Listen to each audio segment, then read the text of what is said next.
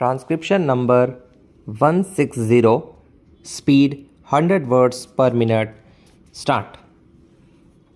I crave the indulgence of the House for making this statement on the opening day of the Parliament, as I wish to take honourable members into confidence at the earliest opportunity about the extremely difficult foreign exchange position in which we find ourselves at present.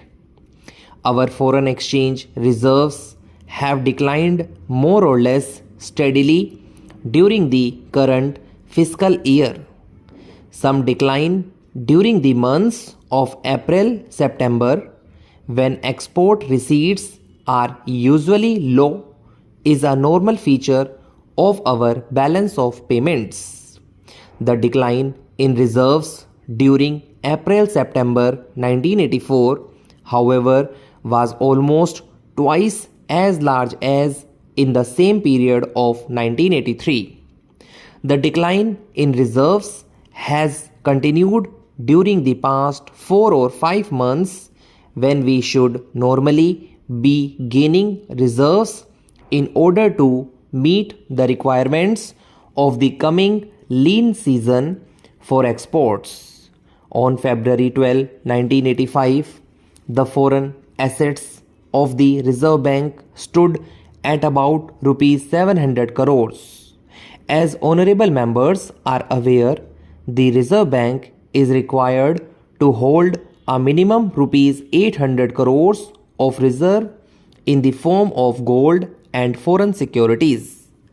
The Reserve Bank has been able, in fact, to abide by this requirement for some time only on the basis of a transfer to the Bank of Gold which the government had acquired over the years.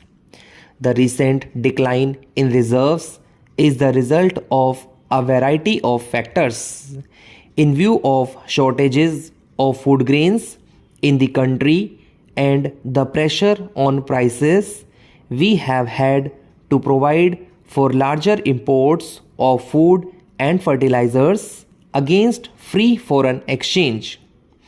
Payments on account of defense imports have also been increasing, and we have had to provide for larger repayment obligations in respect of the growing volume of our indebtedness abroad. While exports have been rising, the increase this year had not been as large as in 1983-84, and it has not been reflected fully in the receipt of foreign exchange. A part of the increase in exports has been to countries with whom settlements in trade and payments are made in rupees. There is reason to believe that export earnings have been lower because of higher interest rates elsewhere. A part of the decline in reserves may therefore be short-term in character and may be expected to reverse itself.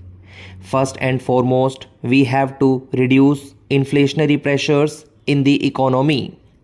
The strictest fiscal and monetary discipline has to be observed in the interest both of stability of prices and of improvement in the payments position. The budget of the central government for the year 1985-86 will be announced in 10 days from now, and I do not wish to say anything about this at this stage. But it is clear that the financial operations of the central and state governments, as well as those of public and private sector enterprises, will necessarily have to be guided by the overriding consideration of avoiding inflation. I have taken this up with the state governments and I have no doubt that in the present grave situation, I can count on their wholehearted cooperation. On the monetary side, several measures have been taken during the past year to bring about an orderly increase in interest rates and to slow down the pace of monetary expansion. The Reserve Bank has just announced further measures to this end. The bank rate has been increased from 5% to 6%. Coupled with this, the terms governing the rates at which scheduled banks are eligible to borrow from the Reserve Bank has been made stiffer. Banks will be able to borrow at the bank rate only when their net liquidity ration comes to 30% or more as against 28% at present. The borrowing rate of the individual scheduled bank will increase by 1.5% for every 1% decline in its liquidity ratio below 30%. The Reserve Bank has also taken steps to make appropriate changes in other interest rates in the economy. Thus, banks have been able to raise the interest rates on their term deposits as well as savings bank deposits. The ceiling limit to the lending rates of banks has been raised from 10% to 15%. The Reserve Bank leading rate to cooperative banks would also now be higher by 1%. Appropriate changes in other interest rates, including those paid and charged by government and other financial institutions, are also being made. These measures should limit the expansion of bank credit and bring about an appropriate reduction in inflationary pressures in general by encouraging a greater flow of savings and a greater sense of economy in the use of scarce capital resources. The Reserve Bank will watch carefully the expansion of credit and money supply in the economy in the light of the genuine requirements of growing production. It is a very difficult thing to build up trade connections, but it is a quite easy thing to destroy them rightly or wrongly for purely accidental reasons or by historical developments.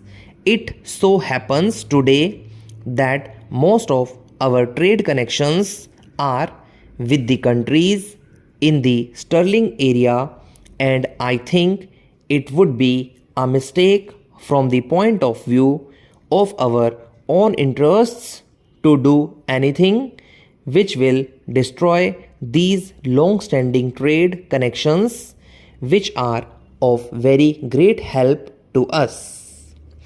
What we might do in order to achieve the kind of objective that honorable members have in mind is not to reduce or to destroy the trade connections which we have in the sterling area, but to build up new connections in other areas so that the existing trade connections that we have in the sterling area would not be so large a proportion of our total foreign trade. That is really the direction in which we ought to move. There is one other point I want to raise.